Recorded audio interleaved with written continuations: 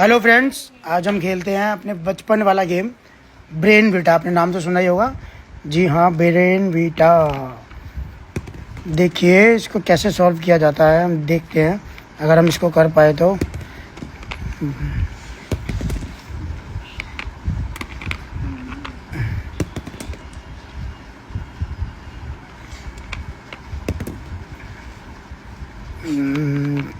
क्या मैं इसको सॉल्व कर पाऊँगा?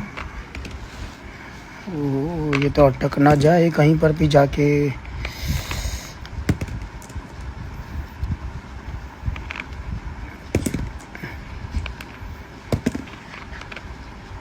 माधव आप पीछे रहो थोड़ा सा।